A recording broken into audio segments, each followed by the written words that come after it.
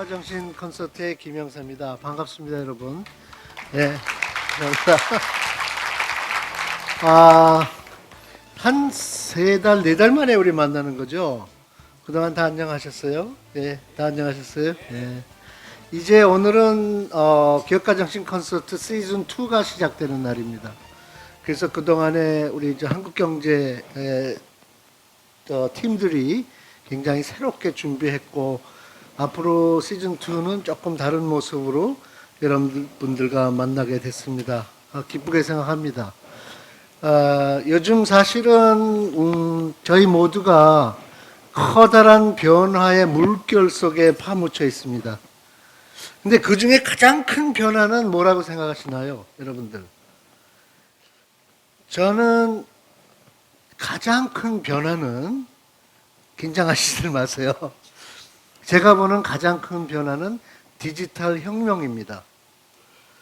제가 보는 가장 큰 변화는 1000년 만에 한 번 오는 변화는 디지털 혁명입니다. 왜 이게 중요하냐 하면은 생산과 소비의 개념이 다 바뀌었습니다. 따라서 우리들이 이해하는 기업가 정신도 바뀌어야 된다. 저는 그게 굉장히 중요한 핵심이라고 생각합니다.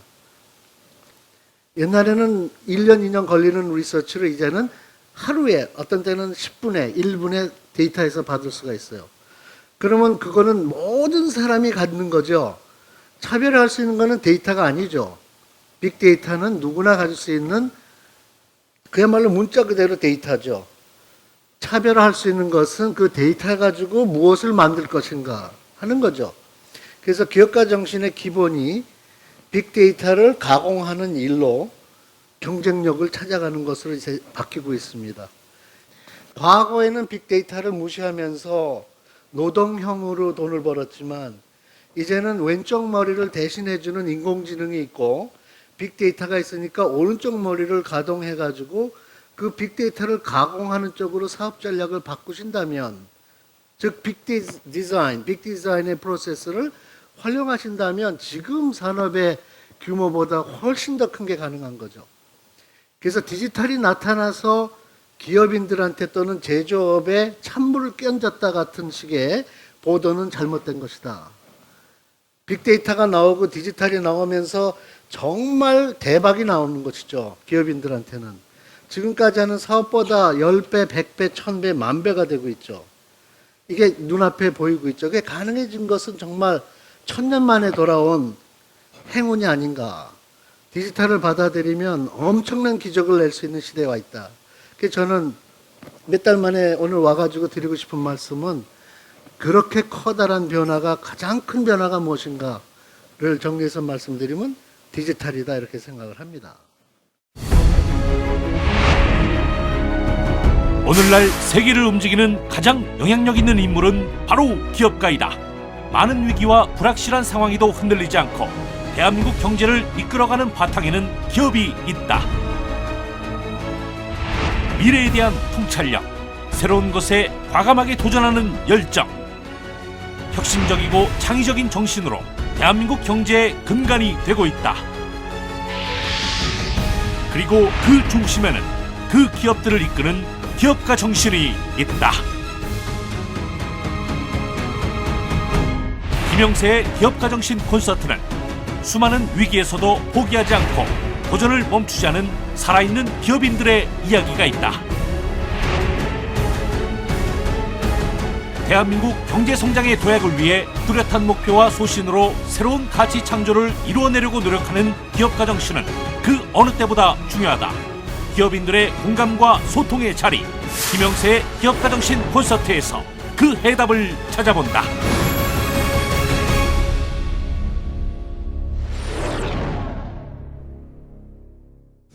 자, 박호걸 예. 소장님이시죠? 네. 아니, 사장님 아니세요? 예. 제가 회사를 만들었는데 역할을 좀 바꿔가지고 저는 네, 개발을 네. 계속 해야 되기 때문에 우리 네. 그 아내가 지금 대표를 맡고 있고요. 공동 대표입니다. 그러세요? 예. 근데 저는 이제 잘할 수 있는 거. 네네. 그 강연을 여러분들이 같이 한번 들어주셨으면 좋겠습니다.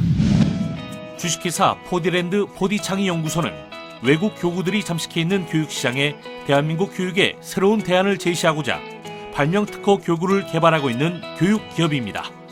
창의적인 아이디어로 세계 속에서 인정받고 있는 4D랜드. 그 중심에는 박호걸 소장이 있다. 못 하나 박지 않고 끼우는 방식으로 만들어지는 전통 가옥에서 아이디어를 얻어 개발된 4D 프레임은 5년여의 오랜 개발을 통해 개발된 수리과학 발명특허 교구이다. 연구와 교육밖에 몰랐던 부부가 마케팅을 위해 제품을 들고 교육시장에 나왔을 때 그 반응은 냉담했다고 한다. 하지만 교육에 대한 뚜렷하고 순수한 열정으로 만들어낸 4D 프레임은 한국이 아닌 세계에서 먼저 인정을 받기 시작했다. 중국 과학관 프로그램에서 2위, 스웨덴 과학기술박물관에서 세계적인 왕구인 레고와 경쟁해 레고 전시관 대신 4D 프레임 체험관이 들어선 이후 스웨덴을 비롯해 일본 등 8개국에 4D 프레임을 수출하고 있다. 4D랜드는 지속적인 교구 개발로 20여 건의 특허와 실용실한 등록으로 대한민국의 수리과학 교육 문화를 세계로 수출하며 지속적인 성장을 하고 있는 교육 기업이다. 인재를 양성하는 교육에 대한 책임을 느끼고 우수한 교구를 통한 교육 프로그램 보급에 투자를 아끼지 않은 박호걸 소장의 기업가 정신을 들어보자. 제가 생각하는 기업가 정신은 본질을 중요하게 생각하는 겁니다. 제가 사업을 하면서 느꼈던 것들은 한 번도 이렇게 편한 적은 없더라고요. 항상 힘들고 항상 어렵고. 그런데 그런 것들을 극복할 수 있는 힘은 내가 왜 사업을 하는지, 내가 또 뭐 때문에 이걸 하는지, 이런 것들을 생각하니까 이 본질이 중요하다는 것을 깨닫게 됐습니다. 그래서 저는 제가 생각하는 기업가 정신은 본질을 중요하게 생각하는 겁니다.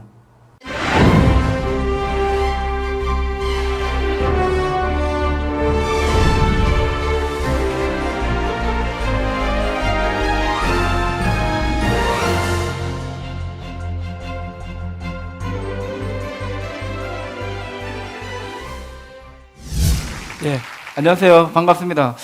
저는 4D랜드 박호걸 소장입니다. 먼저 이게 재료를 딱 보니까 뭐 같습니까? 재료가? 예? 예, 맞습니다. 빨대예요. 근데 빨대가 뭐 하는지 아시나요? 빨대가 뭐 하는 건지? 그렇죠. 빨대는 음료수를 빨아먹는 기능이 있는 거예요. 그래서 빨대 여러분들 돈 주고 사시는 분 계신가요, 혹시? 예, 맞아요. 없어요. 왜 없냐면은 그냥 주거든요. 가져가라고 꼽아놨는데 가져갑니까, 그러면은? 줘도 안 가져가는 게 빨대예요. 그래서 이렇게 사람들이 이걸 볼 때 뭐로 보냐면 빨대를 본다는 거예요. 그래서 사람들이 제가 이걸 갖고 뭘 한다라니까는 다 이렇게 미쳤다 그러더라고요. 돌지 않았냐고. 왜 그러냐면 일반적인 생각을 갖고는 계산이 안 나오는 거예요. 저걸 얼마를 팔아갖고 저걸 할까? 제가 한번 버려봤어요. 길거리에다 이거 재료를. 주워갈까 이걸요? 안 주워가요. 왜? 가치를 모르기 때문에. 저는 이걸 본 걸 어떻게 봤냐면은 사람들이 어떤 껍데기, 물질을 봤다 그러면은 저는 이 4D 프레임을 갖고 빨대같이 생긴 것 같고 그 속에 숨어있는 가치를 제가 본 거예요. 보이지 않는 가치. 가치는 뭐냐면은 기능만 있던 그 빨대다가 저는 교육의 가치를 집어넣은 거죠. 그리고 4D가 갖고 있는 그 연약함, 약한 부분을 갖다가 조금 견고하게 보완을 했다는 거예요. 여러분들이 이따 만져보면은 실제 빨대는 아니에요. 빨대보다는 훨씬 더 단단하고 그렇다고 레고처럼 딱딱하지는 않아요. 중간 정도의 어떤 물성을 가지고 있거든요. 저는 바로 이걸 본 거예요. 그리고 대중화가 되려면은 일단 쌓아야 된다고 생각을 한 거예요. 이게 전 세계적으로 나가려면은 같은 값이면 쌓아야 된다는 거죠. 싼데 좋아야 된다는 거죠. 좋은데 비싼 게 아니고. 그래서 저는 이걸 보면서 바로 이 빨대를 보고 필이 팍 꼽힌 거죠. 그래서 저는 오늘 그런 얘기를 드리려고 하는데 오늘 제가 4D 프레임을 갖고 뭘 하고 있냐면은 K에도 교육 한류를 지금 만들고 있습니다. 그런 얘기를 제가 이제부터 보여드리겠습니다. 자, 여기는 지금 어디냐면은 스웨덴 그러면 여러분 생각나는 게 뭡니까 이렇게? 스웨덴 그러면은 최근에 스웨덴 얘기가 많이 나왔었는데, 예? 그렇죠. 노벨상이에요, 노벨상. 스웨덴 노벨이 태어나고 또 노벨이 돈을 벌어서 노벨상을 제정하고. 근데 우리는 제대로 된 노벨상이 좀 있습니까? 없잖아요. 그죠? 그런데 스웨덴에 그 노벨상을 주는 나라에서 여기는 우리나라로 치면 과천과학관 같은 데예요. 그런데 놀라운 일이 벌어진 게 아까도 잠깐 이렇게 언급을 했지만은 이 자리에 원래 레고 체험관이에요. 레고 체험관이 있었는데 저희가 2007년도 12월 달에 기회가 있어가지고 딱 10분 발표를 하고 왔어요. 10분. 오늘 제가 여기서 20분 제가 발표를 하는데 10분 발표를 했는데 그것은 놀라운 일이 벌어진 게 뭐냐면은 그분이 듣고는 우리 레고 과학관에 레고 있는 레고 자리에다가 레고 다 치울 테니까 4D 체험관을 만들어달라고 연락이 온 거예요. 그래서 저도 처음에는 긴가민가 했는데 진짜가 되더라고요. 그래서 이게 11월 28일 날 오픈을 했거든요. 2009년도. 그래서 그 후로 이렇게 저분이 지금 누구냐면은 왕이에요. 스웨덴 왕이거든요. 구다스프 국왕인데 또 그분이 만든 학교에 포디 체험관에 들어가고 또 포디 교사를 스웨덴 교사들을 모아가지고 포디 연수를 해달라는 거죠. 이렇게 지금 시작이 된 거죠. 그래서 지금은 어떻게 됐냐? 어떻게 됐을까요? 지금은 스웨덴에 6개 과학관이 있어요. 6개 과학관에 포디 체험관에 들어가 있고 또 거기서 자체 교육을 하고 거기서 또 대회까지 해, 로컬 대회를. 그래서 이번에 거기서 스웨덴에서 6개 과학관에서 로컬 대회에서 1등한 팀들이 한국에 왔다는 거예요. 그러니까 자부장을 들어가지고 관광으로 온 게 아니고 그 사람들이 한국의 포디 대회를 위해 가지고 오로지 왔다는 거죠. 놀랍지 않나요? 저희는 여태까지 나갔다는 거죠. 그러니까는 다른 나라 나갔는데 이 포디 빨대 같은 걸 갖고 해외에서 한국에 이렇게 배우러 온다는 게 저는 너무너무 감사하고 지금 그런 얘기를 제가 조금 더 드리려고 지금 하거든요. 이렇게 이 핀란드 이거는 최근 얘기거든요. 최근에 저희가 9월 달에 8월 달에 이게 핀란드를 갔다 왔어요. 핀란드는 생각나는 게 뭡니까? 예, 교육에 우리 최고 벤치마킹 1등 하는 데가 항상 핀란드거든요. 제가 이렇게 보니까 핀란드는 어떤 나라냐면은 항상 그 수학 경시대 같은 거 가면 항상 1등을 해요. 그럼 우리가 몇 등 할까요? 우리가 한 2등쯤 해요. 근데 그 내용을 보면 천지 달라요. 그러니까. 걔네들은 뭐냐면은 우리 학원이 없더라고요, 걔네는. 걔네는 학원이 없으니까는 학교 끝나면 어떻게 돼요? 놀아요. 놀면서 자연을 체험하고 여러 가지 어떤. 그러면 우리는 어떻게 해요? 우리는 학교 끝나고 학원 가가지고 12시간까지 이렇게 공부를 한다는 거예요. 그렇게 해서 겨우 따블로 해가지고 겨우 2등 정도 하는 거예요. 누가 더 이렇게 비효율적인가요? 한국 아닙니까? 거기에 이렇게 포디 체험관을 만들고 포디 교사들을 저렇게 연수를 하고 지금은 이베스킬라라는 대학이 있어요. 모르시죠? 예, 그러면 혹시 앵그리버드는 아시나요? 예, 앵그리버드를 만든 학교예요. 그러니까 거기 과학관 학교 안에 포디 체험관을 만들어 놨으니까요. 그리고 거기서 박사들이 지금 포디를 갖다 열심히 하고 있고 전 세계적으로 이렇게 포디를 가지고 이제 체험을 하고 있다는 거죠. 예, 여기는 지금 어딘 거냐면은 사우디아라비아니까는 작년에 저희가 2월 달에 사우디아라비아에서 초청이 왔어요. 사우디 그러면 생각나는 게 또 있나요? 돈이 많아요, 일단. 돈이 많고 그리고 거기서 고민하는 게 이거더라고요. 석유가 언젠간 고갈될 거다. 그러니까 미래의 먹거리를 뭘 할 거냐. 이런 차원에서 뭘 하냐면은 교육 페스티벌을 하는 거예요. 그러니까 돈이 많으니까는 세계 노벨상 받은 사람들, 또 인텔, 나사, 전 세계 유명한 사람 다 불러가지고 컨퍼런스를 한 거죠. 그래서 여기 보시면은 근데 중요한 게 뭐냐면은 그렇게 내노라 하는 세계 유명한 사람들이 왔는데 여기서 중요한 게 뭐였냐면은 종합평가를 했다는 거예요. 그러니까 마지막에 평가를 했는데 교사평가, 학부모평가, 관계자평가, 종합평가 저희가 1등을 한 거예요. 그래서 저게 지금 뭐 하는 거냐면 상을 받고 있는 거예요, 지금 저희가. 예. 그러면 이제 옆에서 카타르에서 해달라고. 여기는 이제 네덜란드고요. 헝가리에서 이제 작년에 또 이렇게 했었고. 미국, 영국. 저는 너무너무 감사하더라고요. 네, 홍콩도 마찬가지고. 홍콩도 굉장히 올해 대회도 왔다 갔었는데 홍콩도 굉장히 지금 이렇게 포디 프레임을 열심히 하고 있고요. 중국, 작년 얘기거든요. 그래서 여기 1등 한 아이들이 한국에 또 오는 거니까.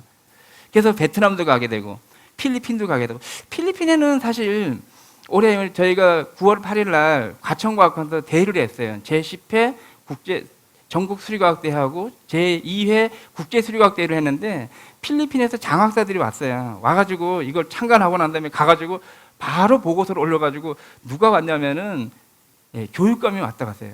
교육감이 저희 연구소까지 와가지고 이거 필리핀에다 보급하고 싶다고 직접 사인까지 하고 갔거든요. 그러니까는. 그래서 저는 놀라운 일이 계속 벌어지고 있는 거예요. 에스토니아. 최근에 명견 말리 보니까 에스토니아가 나오더라고요. 에스토니아까지 들어가 있다는 거예요. 그러니까는.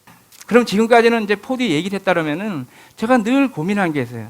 근데 제가 이거 왜 보여드리냐면은 우리가 눈이 있으면은 이쪽 모습들은 다 볼 수가 있어요. 눈이 있는 사람들은 다 볼 수가 있다는 거예요. 이쪽에. 여긴 뭐냐면은 껍데기예요, 껍데기. 외형이라는 거죠, 그러니까는. 볼 수 없는 걸 보는 사람이 능력이 아닌 거예요. 그래서 저는 여기서 깨달은 게 뭐냐면은 바로 그걸 보니까 볼 수 없는 거를 보는 게 진짜 능력이고 그게 실력이다. 마찬가지로 지금 이 재료가 저만 본 게 아니고 여러분들도 보고 다 본 거예요. 근데 여러분들은 어떻게 봤냐면은 그냥 빨대를 본 거예요. 가치가 없는 걸 본 거죠. 저는 근데 이 속에 숨어 있는 가치를 본 거죠. 그래서 제가 포디 프레임을 만들게 된 건데, 그래서 저는 지금 우리가 교육을 하고 여기서 이런 얘기를 듣는 거는 힘을 키우는 거거든요. 결국은 우리도 볼 수 없는 그 내공, 사람 눈으로 안 보이죠. 눈으로 안 보인다 그래가지고 없습니까? 있다는 거죠. 그래서 저는 제가 이거 27살 때 만든 거예요. 그러니까. 이거 혹시 보신 분 계세요? 롯데월드 가면 이게 있습니다. 롯데월드 3층 민속관에 가면 이게 있어요. 이게 경복궁 모형이에요. 그러니까 이게. 이걸 만들면서 어떻게 생각했냐면은 저 안에 수학과 과학과 미술이 다 있더라고요. 단청도 하고 기하도. 제가 단청 아까 가지고 왔는데 견본을 단청 했던 거 단청도 하게 되고 저게 8분의 1이에요. 진짜가 아니고. 그래서 한 1년에 걸쳐가지고 알바생들 한 60명 데리고 한 40억 정도 내는 프로젝트였는데 예, 저거를 이제 하게 된 거죠. 근데 중요한 거는 저게 용역이라는 거니까 돈을 받고 했다는 거니까 돈을 받으면 뭐가 생각납니까? 돈을 받으면 납기가 있으니까는. 그러면 납기를 맞추기가 어떻게 돼요? 밤을 새야 돼. 이때는 일요일 날도 안 쉬고 명절도 없고 오로지 납기를 맞춰야 되니까 잠도 안 자고 했다는 거예요. 그러니까 어때요? 재밌겠습니까? 일 자체는 재밌는데 그 과정이 너무너무 싫은 거예요. 그래서 늘 고민이 그런 생각이 있었던 거죠. 아, 남의 시키는 거는 너무너무 힘들다. 그래서 제가 잘할 수 있는 거, 남 시키는 거 말고 내가 잘할 수 있는 거. 결국 그걸 생각해요. 중요한 건 저는 문제가 생겼을 때 이렇게 스스로 문제를 해결할 수 있어야 된다는 거죠. 그래서 저는 이제 그걸 보게 된 거죠. 그래서 저는 그때 무슨 생각을 했냐면, 아, 이게 시키는 거 말고 그 속에 숨어 있는 원리를 잘 활용하면은 레고보다 훨씬 더 좋은 교구를 만들 수 있겠다는 생각이 든 거예요. 그때가 87년도였어요. 그러면서 제가 늘 고민한 거죠. 그러면서 제가 이제 93년도 나와서 에베네셀 모형을 창업을 하고, 그러면서 제가 어떻게 했겠어요? 설계 사무실 가서 용역받고, 건설회사 가서 용역받고 해가지고 열심히 밤을 새가지고 갖다 준 거죠. 그러면 어떻게 되겠습니까? 부자가 돼야 되잖아요. 용역을 하면 제가 부자가 됐어야 되잖아요. 그러면서 계속 느끼는 거는 항상 힘든 감을 느끼는 거예요. 그래서 고민이 어떤 생각이냐면은 내 브랜드를 만들자. 남 시키는 거 하지 말고 내 거를 하자고 생각. 그래서 처음에 생각했던 게 뭐냐면은 브랜드를 좀 만들. 그런 고민을 하게 된 거죠. 처음에는 바로 생각을 하게 되고, 두 번째는 뭐냐면은 실천을 해야죠. 생각만 해서는 안 되거든요. 그래서 저는 오늘 드리고 싶은 말씀도 이거예요. 이거는 저는 나만의 플랫폼을 만들자. 그래서 처음에 제가 이 빨대 같은 걸 가지고 브랜드를 만든 거예요. 4D 프레임이라고 브랜드를 만든 거예요. 그래서 이렇게 시작한 것들이 지금은 이제 해외로 나가고, 지금은 저희가 이걸 만들어가지고 해주는 게 아니고 저희가 이걸 근간으로 해가지고 교재 개발을 한 거예요. 유치원 교재, 유치원 5세반, 6세반, 7세반, 초등학교 1학년부터 6학년까지 수학, 과학, 미술 교재를 만들어가지고 방과후 또 영재 선생님들, 수학 선생님들 우리가 이걸 교육을 하고 있다는 거예요. 아까 제가 그랬잖아요. 그래서 한국에서 만든 것들이 해외로 나가고 이제 있는 거죠. 그러니까.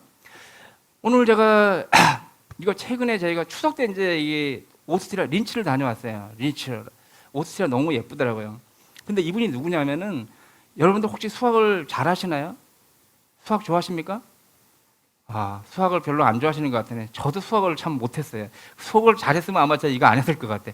근데 저분이 누구냐면은 마쿠스라고 지오지브라는 수학 소프트웨어가 있어요. 그걸 개발한 사람이니까. 그래서 무료로 공급을 한 거니까는. 그 전에 한국에서도 지오지브라 말고 수학 GSB 같은 수학 소프트웨어가 있어요. 한 장에 한 4, 50만 원씩 받고 팔았는데 다 망했으니까. 지금은 제가 하는 전 세계 1억 명이 쓰고 있고요. 65개국 언어로 번역이 됐어요. 무료니까 어때요? 무료인데 다 너무너무 좋은 거예요. 개발을 누가 하냐면은 저 사람이 개발하는 게 아니고 저 사람은 시장만 하는 거고, 65개국에 1억 명이 되는 사람들이 개발해가지고 무료니까 계속 자원봉사를 얻어 올리는 거예요. 그러니까 업데이트가 자동적으로 되더라고요.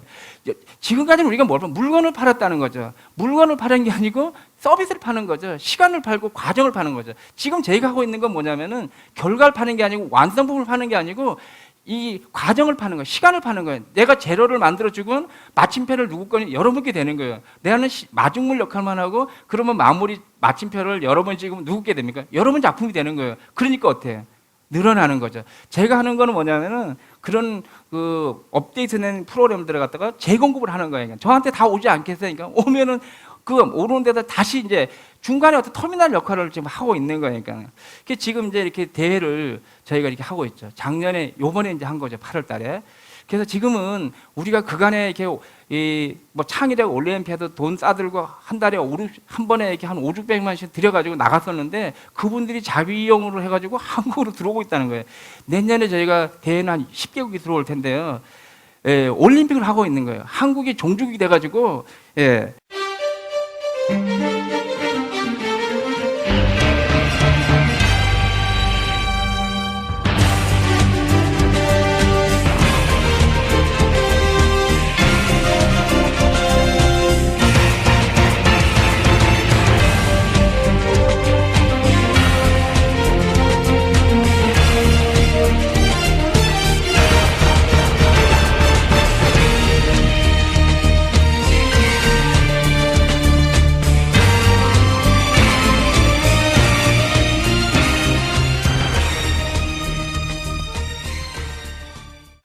감사합니다. 아, 참. 자, 저는 이제 결론을 내겠습니다, 이제. 저는 사실 아까도 그랬잖아요. 사업을 왜 하는지, 뭐 때문에 돈을 버는지 제가 이유를 알겠어요. 저는 지금까지는 우리가 소유를 했다는 거죠. 제가 이런 얘기를 하거든요. 우리가 와가지고 뭐 하냐면 땅평수 늘리다가 간다는 거예요. 땅값 올리다가 가는 거예요. 쌀값 올리다가 가는 거예요. 그러니까 저는 놓는 거거든요. 앞으로는 뭐냐면 제가 지금까지 이렇게 했던 걸 갖다가 비우는 거예요. 그러니까 그래서 저희가 이거 하면서 정상인만 하는 게 아니고 장애인 또 노인 뭐 다문화 이런 걸 기회 될 때마다 하거든요. 돈 벌어가지고 나중에 좋은 일이 아니라 10개 중에 하나는 반드시 그런 프로그램들을 해요. 최근에 저희가 우리가 특수교사들, 맹인들도 이거 교육을 하거든요. 노인들도 하게 되고. 그래서 저는 우리나라에 레고랜드, 포디랜드가 만들었으면 좋겠고요. 포디랜드가 한국에서 만들었지만 전 세계로 교육의 한류가 될 수 있도록 기대를 합니다. 여러분들이 많이 응원해 주시고 지원해 주시면 감사하겠습니다. 여기서 마치겠습니다. 감사합니다. 주식회사 동국성신은 1976년 회사를 설립해 국내 굴지의 대기업에 냉장고 도어 게스킷을 개발하여 공급한 것을 시작으로 각종 가전제품에 들어가는 주요 성능 부품의 국산화를 이끌어낸 기업이다. 그리고 그 중심에는 우직하게 한 길을 걸어온 강국창 회장이 있다. 강국창 회장의 성공은 한국 가전제품 산업의 기적으로 통한다. 1970년대 선진국에서 수입해 가공한 다음 다시 완성품을 수출하던 한국 시장의 구조에서 가전제품 부품의 국산화 성공은 큰 의미가 있다. 이후에도 지속적인 연구개발로 2종의 제상 히터, 세제 없이 세탁을 하는 공기방울 음이온 발생장치, 전자밥솥에 보온 센서 등을 차례로 개발하며 3천만 불 수출 달성을 기록한 동국성신은 한국 가전산업의 전설로 통하고 있다. 특히 국산화에 성공한 제품들에 대해서는 수입을 금지하도록 정부에 건의해 한국 부품 국산화율 제고에 일조한 강국창 회장. 그의 끊임없는 도전은 가전제품 부품 사업에 이어 수산업과 레저, 관광산업에까지 진출하며 모두 성공적으로 이루어내고 있다. 성실과 배움이 가장 중요하다는 겸손한 마음과 굳은 신념으로 아직도 현장에서 직원들과 호흡하는 강국창 회장의 기업가 정신을 들어보자. 기업가 정신은 솔선수범이라고 생각합니다. 가정에서도 솔선수범하고 직장에서도 사업장에서도 솔선수범하는 정신이 기업가 정신이 되어야 된다고 생각합니다. 그 이유는 직장에서 먼저 창의력과 또 지도력과 또 개혁적인 생각을 하는 것을 직원들에게 강요하기 전에 내가 먼저 생각하고 행동했을 때 그것이 기업이 계속 발전할 수 있는 거라고 생각합니다.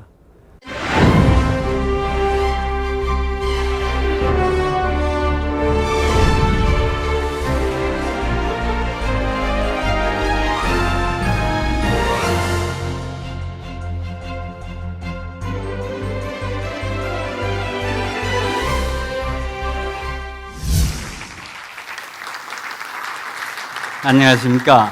반갑습니다. 방금 소개받은 강국창입니다. 제가 생각하는 기업가 정신은 방금 소개가 됐지만은 창의적인 사고와 진인사 대천명이라는 두 가지의 생각을 가지고 행하는 것이라고 생각합니다. 기업하시는 여러분들에게 조금이라도 도움이 되었으면 하는 마음으로 나왔습니다.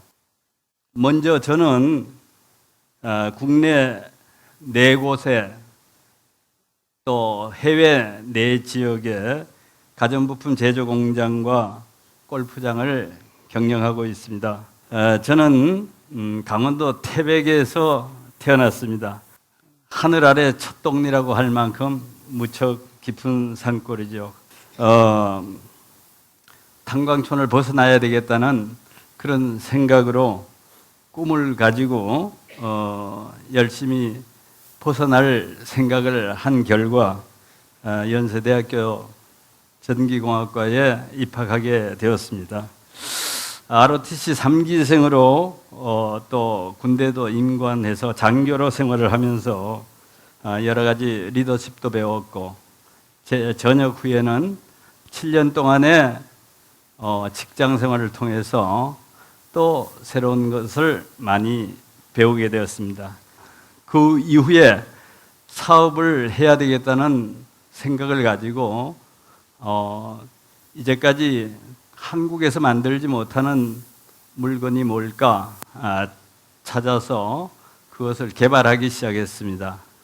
그 개발이 성공할 때쯤 되었을 때 이제 회사는 500여 종업원이 근무한 중견기업으로까지 성장하게 되었습니다. 그 무렵에 정치권의 손짓으로 국회의원이 되어 보려는 그런 또 그 제안을 받고 고향에 내려가서 선거운동을 하는 동안 회사가 불행한 결과가 나왔습니다. 회사 안에 직원 횡령 사건이 발생해서 사업은 잘 나가던 사업은 9년 만에 도산을 하게 되었습니다. 다시 조그만한 공장을 임대를 내서 다시 재창업을 시작했는데 30년이 훌쩍 지나가 버리고 말았습니다. 그동안에 인천에 본사를 두고 광주 하남공단, 창원 또 제주의 국내 4지역과 해외는 중국 위해 공장, 그리고 멕시코의 꾀레따르와 몬트레이 2 공장, 그리고 지금 건설 중인 베트남의 호치민 공장이 이달 말일에 준공을 기다리고 있습니다. 작년 5월에는 청와대에서 대통령으로부터 철탑 산업 훈장을 받았으며 금년 5월에는 중소기업을 빛낸 얼굴들이라고 해서 38명에 선정이 되어서 여의도 중소기업 회관 2층 로비에 얼굴 흉상이 동판으로 제작돼서 부착되기도 하였습니다. 무척 개인으로는 영광스러운 그런 상이었습니다. 뿐만 아니라 최근 어렵다고 하는 제주도의 골프장 사업도 작년부터 개장 4년 만에 흑자로 전환이 되었습니다. 특히 500여 개의 골프장 중에서 친환경 녹색 경영 대상을 금년까지 3년 연속으로 수상하였으며, 또 요즘은 제주도 제2공항이 저희 골프장에서 한 30분 이내 거리에 위치하게 돼서 더욱 발전을 기대하게 됐습니다. 저는 흙수저도 금수저가 될 수 있다고 믿으며 그를 위한 제 방법은 다음과 같았습니다. 첫째는 꿈과 소원을 품고 부지런히 기도하며 최선을 다했습니다. 두 번째는 사람은 한 번 이상 반드시 실패한다고 믿으며 그때가 전화와 위복의 계기라고 기회라고 생각을 했습니다. 늘 더 좋은 개선 방법은 없을까 하고 항상 문제의식을 갖고 지금에 만족하지 않고 계속 변화와 개혁을 시도했습니다. 특별히 네 번째, 히딩크 감독으로부터 얻은 지혜인데 멀티플레이어가 되어야 되겠다고 노력했습니다. 그리고 직원들에게도 같은 것을 이렇게 권했습니다. 그리고 전부 다 비행기를 타고 다녀야 되는 거리에 8개 공장이 있기 때문에 어떻게 관리를 할 건가, 열린 경영과 자율 경영을 하였습니다. 저희는 그 모든 공장의 공장장 또는 본부장을 선정을 해서 그 사람들에게 모든 권한을 거의 다 줬습니다. 그리고 딱 한 가지만 부탁을 하는 겁니다. 인사하고 뭐 매출이고 매입이고 자재를 사는 거 산업 뽑는 거 전부 다 권한을 다 준다. 단 적자 내면 안 된다. 그거 한 가지 이외에는 전부 모든 권한을 다 줬습니다. 근데 공교롭게도 모든 공장들이 모두 다 흑자 경영을 하고 있습니다. 그래서 그런 여러 곳을 관리하기 위해서 그걸 파악하고 현황을 체크하기 위해서 신속한 연락망, 우리 회사만 그룹만이 가지고 있는 그룹 웨어나 또는 카톡방을 이용한 연락망을 구축해서 항상 소통이 가능하도록 했습니다. 이 모든 것은 그럼에도 불구하고 진인사 대천명, 사람이 할 수 있는 최선은 다 하고 나머지 일은 하늘에 맡긴다는 정신으로 지금까지 해오고 있습니다. 이제 간단하게 화면을 잠깐 보시면서 말씀을 드리도록 하겠습니다. 저희 회사는 본사의 인천공장, 광주 창원공장, 그리고 제주, 중국 위해 공장, 멕시코 공장, 멕시코 2공장, 베트남 공장이 있습니다. 제품 소개를 드리면은 성능 부품이기 때문에 눈에 잘 보이지 않습니다. 히타류 크게 나눠서 센서류, 그리고 여러분 냉장고 문을 닫으면은 저절로 자석 바킹이 있을 겁니다. 가스게트. 그 제가 국내 최초로 그것도 제가 개발을 한 겁니다. 제품엔 냉장고에 들어가고 세탁기와 가스레인지 또는 전자레인지에 들어갑니다.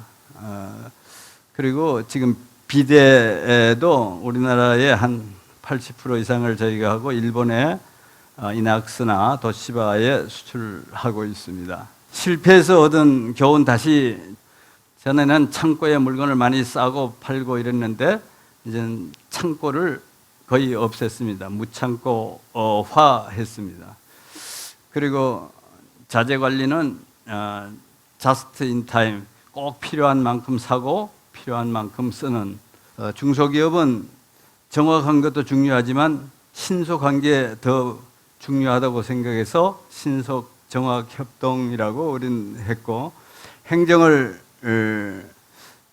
행정에 걸리는 시간이 과거에는 많았는데 행정을 최소화해서 아주 시간이 안 걸리도록 했습니다.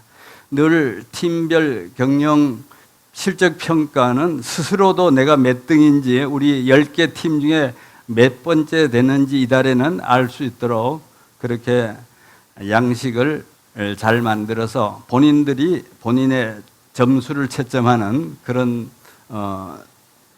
방법으로 회사를 경영했습니다. 그 옛날에는 한 가지, 두 가지 물건을 많이 만들었는데 다품용 소량 생산을 어떻게 효율적으로 하느냐 하는 것을 계획을 해서 어떤 한두 거래처의 문제로 인해서 회사 전체가 영향을 받지 않도록 이렇게 운영을 하고 있습니다.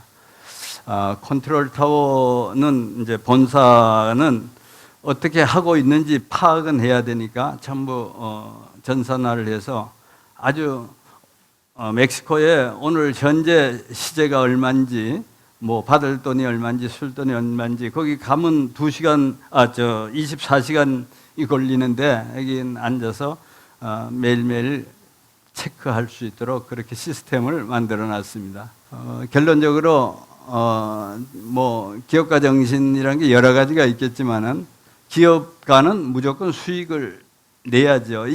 수익을 내지 않는 기업은 기업가라고 할 수가 없겠죠. 그다음에 국가에 기여를 해야 되겠습니다. 납세도 잘하고 고용도 많이 창출하고 그리고 외화도 많이 획득하거나 절감을 하는 그런 것이 필요하지 않나 생각합니다. 이제까지도 말씀드렸지만 솔선수범, 창의력도 기업가가 제일 먼저 내야 되고요. 직무지식도 거기 제일 많아야 되고, 정말 굉장히 어떤 면에서 보면 대학교에 있는 모든 과목이 기업가에게는 다 필요하다고 생각합니다. 사람을 많이 쓰는 심리학도 알아야죠. 회계학도 알아야죠. 경영학도 좀 알아야죠. 그리고 뭐 철학도, 물론 제조 공장을 하면은 공과대학에 있는 과목을 다 조금씩은 알아야 할 수가 있다고 생각합니다. 이제 기업가 아무리 그런 걸 해도 건강하지 못하면은 안 되는데, 건강을 유지하는 가장 좋은 방법은 저는 일하는 거라고 생각을 합니다. 감사합니다. 고맙습니다.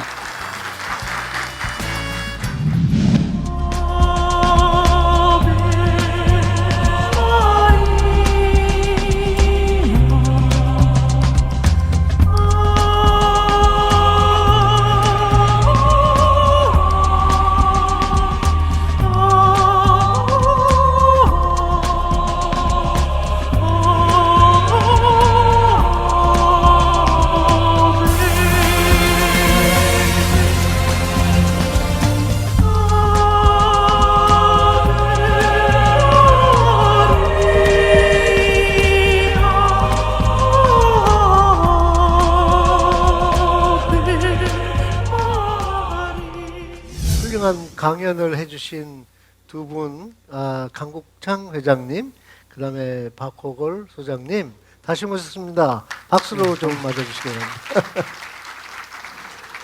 제가 경청을 했는데요.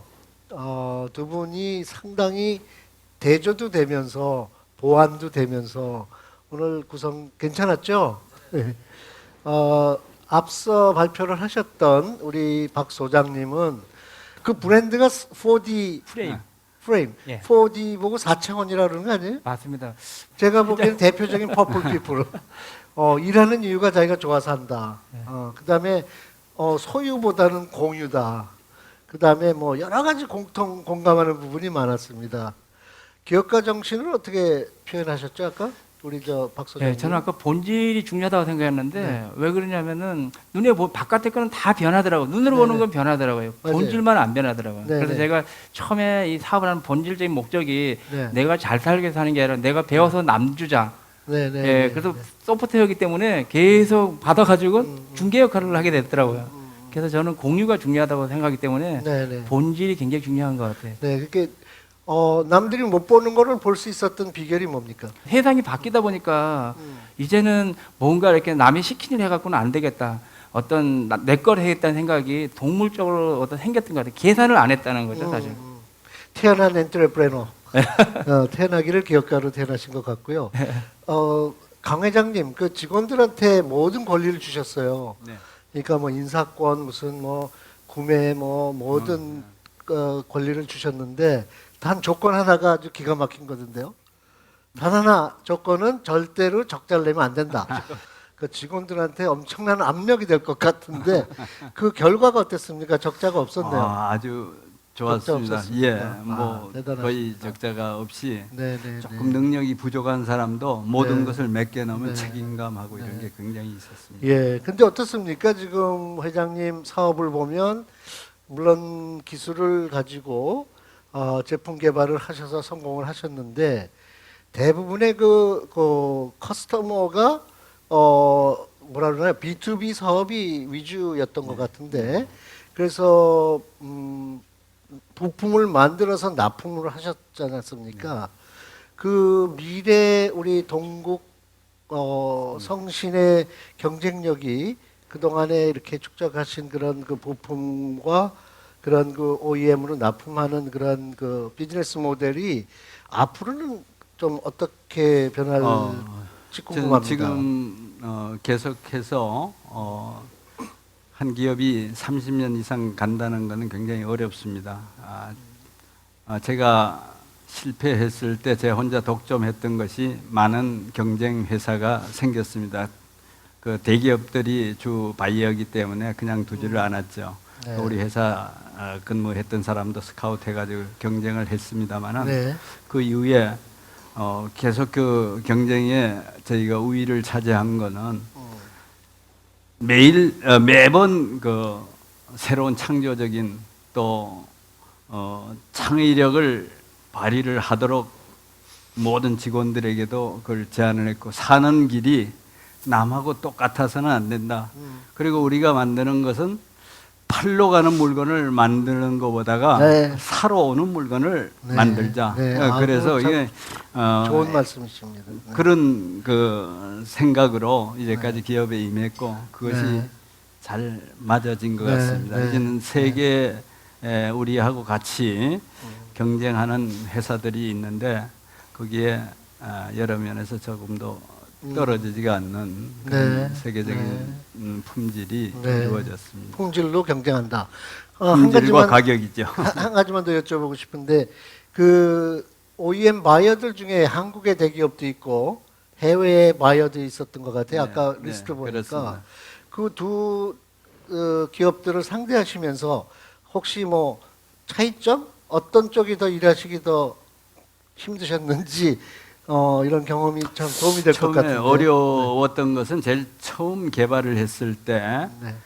국산품이라 그러면 무조건 인정해주지 않았던 요즘은 때가 안 있었습니다. 그렇죠. 요즘은 뭐 이제 메이드 인 코리아 해야 예, 중국서도 막 그렇죠. 히트치고 하니까. 그럴 때가 창업을 해서 네. 제가 갑과 을의 위치를 네. 같이 동시에 경험을 네. 했기 때문에 네.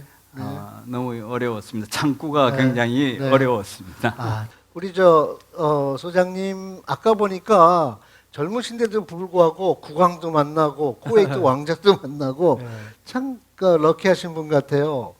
그 미래 전략은 어떤 걸 가지고 계신가요?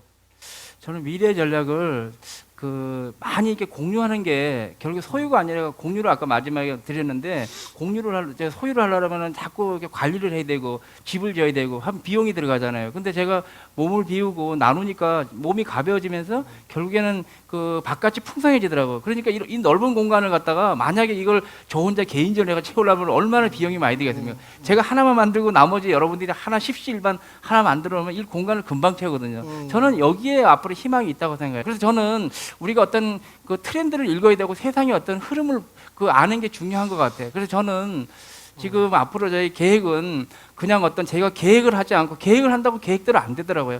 어떻게 보면 세상의 어떤 변화 흐름을 갖다 이해하고 자연의 이치를 갖다가 저희가 잘 관찰하는 게 저는 성공하는 길이 아닌가.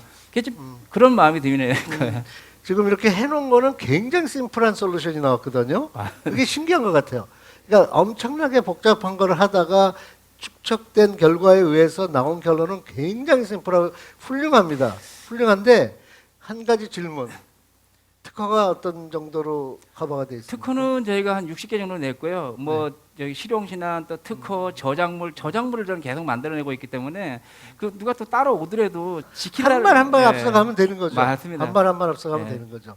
굉장히 저는 여기에 굿 비즈니스 오퍼튜니티가 있다라고 본 게 소유보다는 공유, 그 다음에 플랫폼, 또 좋은 단어 나왔던 것이 많은 사람들을 생산자에다가 이렇게 창작을 끌어들이는 그런 컨텐츠를 개발해서 한다는데, 그런데 우리 회장님은 이런 디지털적인 또는 공유 경제적인 생각을 제조 산업에 어떻게 가져올 수 있을지 한번 생각해 보신 적이 있는가 궁금하네요. 저는 미래 산업으로 지금 아직도 만들어지지 않는 우리나라 국산화가 안 된 거에 대한 국산화에 저는 포인트를 맞추고 있습니다. 그래서 의료 부품을 네. 현재 미래 산업으로 개발을 하고 네, 있고요. 네.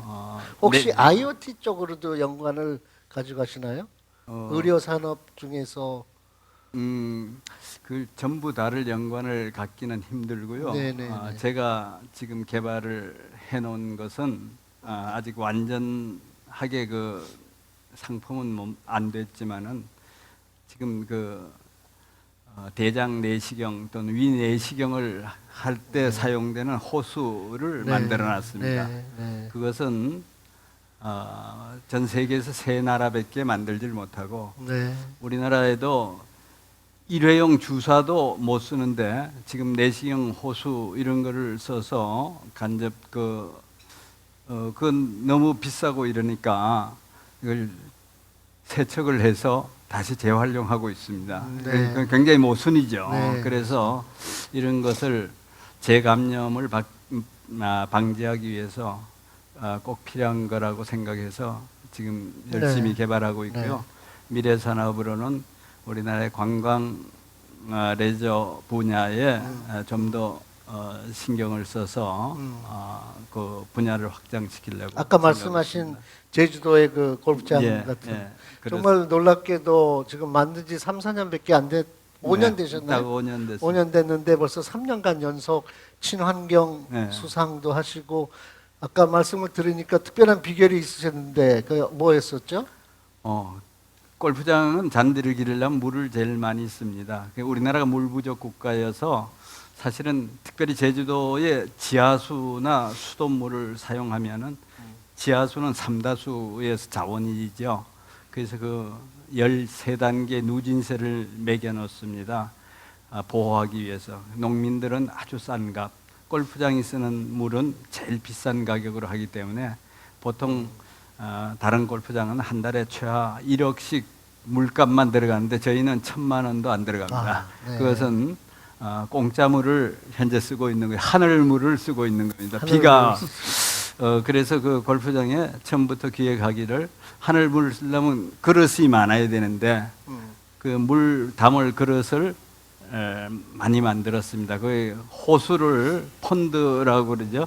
그 호수를 18홀에 11개를 만들었습니다. 그래서 저희는 한번 거기다 비가 와서 물을 담으면은 2달 정도는 비가 안 와도 그 물로 잔디를 기를 수가 있으니까 결국은 그 물값 경쟁에서 완전히 우선 따라갈 수가 없고요. 그다음에 친환경 에너지 값이 그다음에 많이 들어가는데 보통은 가스나 무슨 기름을 써가지고 보일러를 떼서 물도 데우고 샤워물도 데우고 냉방 난방을 하는데 저희는 태양열을 이용해서 우리나라에서 그렇게 하는 데가 없으니까 줄 데가 없어서 자꾸 상을 주나 봐요. 네. 태양열이나 공기에 나오는 열 또는 공기에서 냉을 뽑아서 냉난방을 전부 친환경으로 이렇게 네. 하고 있습니다. 설비비는 조금 들어갔습니다만 제가 직접 진도 지휘를 해서 한 거기 때문에 운영을 하는 데는 가격은 절반만 가지고도 운영을 할 수가 그렇군요. 있었습니다. 우리 저 박 소장님 지금 이거 굉장히 심플한 걸로 이제 제품을 완성을 해서 네. 마케팅을 하시는데 이 다음 뭐 어떤 가능성이 있나요? 지금은- 뭐 좀 연구하는 게 있나요? 지금은 이제 로봇하고 연결이 되어 있는데요. 네, 지금은 네. 이렇게 모양을 만들었지 않습니까? 지금 네. 여기다가 이제 아까 저기 로봇이 깜빡깜빡거리는 게 하나 네, 있지 않습니까? 네. 이게 핸드폰으로 이렇게 블루투스를 연결해가지고 하게 되면 로봇이 움직입니다. 결국에는 처음에는 모양에서 시작해가지고 움직여야 되거든요. 로봇이 안 되면 정적인 게 있으면은 이 시선을 못 받더라고요. 그렇게 하더라도 이 빨대로 계속 나갈 겁니까? 조금 이제 보기에만 빨대지 실제 빨대는 아니죠. 약간. 네, 네, 네. 근데 사람들이 빨대를 본다는 게 이거 문제죠. 상당히 심플한데 이 심플한데 엄청난 답이 있네요. 네. 제가 알기에 세상에서 가장 파워풀한 특허가 훌라후프라고 들었거든요. 네. 그 동그라미인데 그 아무도 베낄 수가 없어요. 아마 우리 박 소장이 한 것도 이게 보면은 굉장히 만만해 보이는데 이걸 특허로 커버를 하신다면 네. 상당히 커다란 역할을.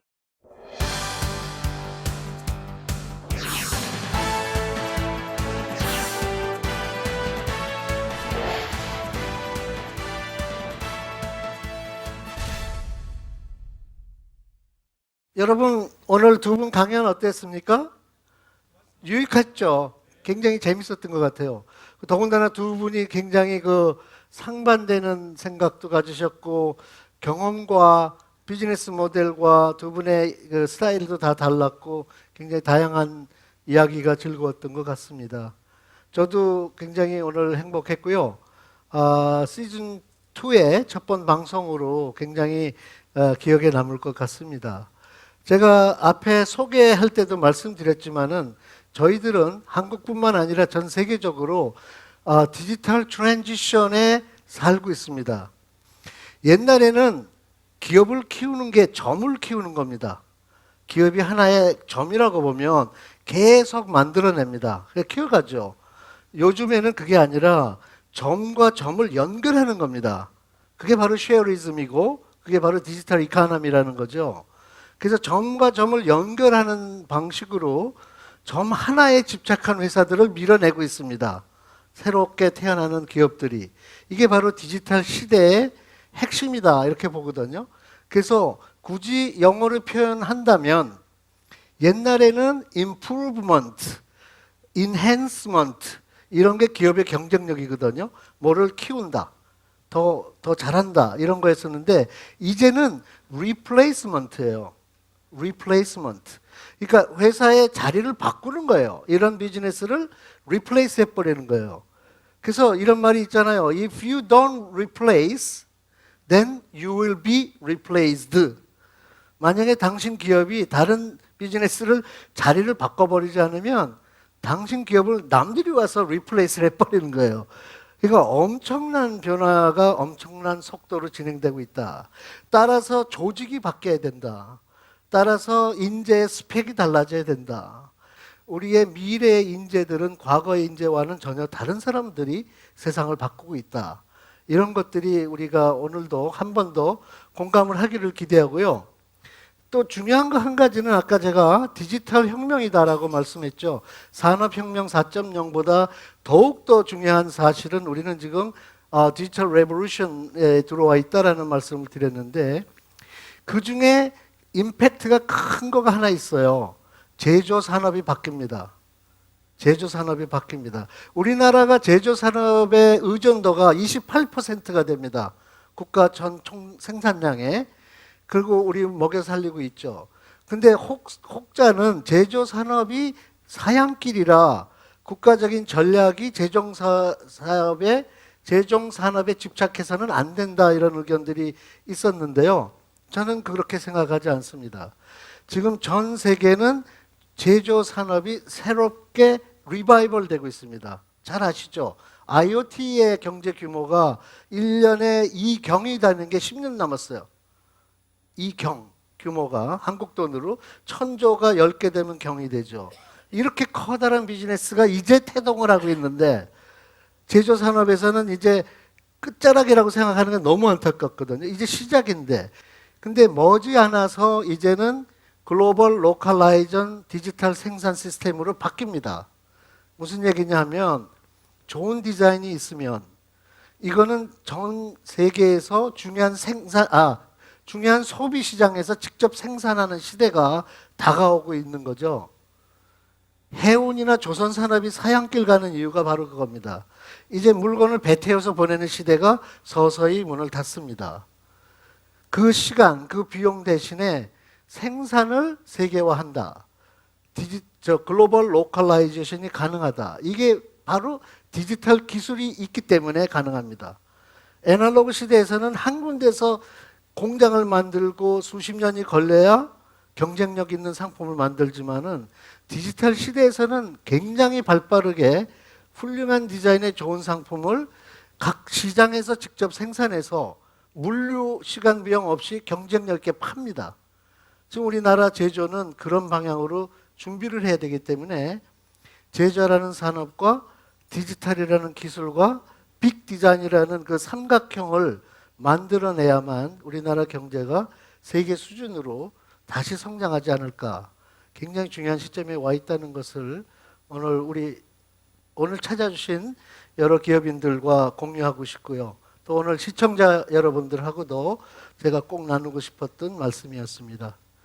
오늘 이렇게 모여서 경청해 주셔서 너무 감사드리고 저희가 또 다음번에 다시 시리즈 2의 두 번째 순서에서 또 다른 두 분의 강연 기업인을 모시고 다시 여러분들 찾아뵙겠습니다. 감사합니다.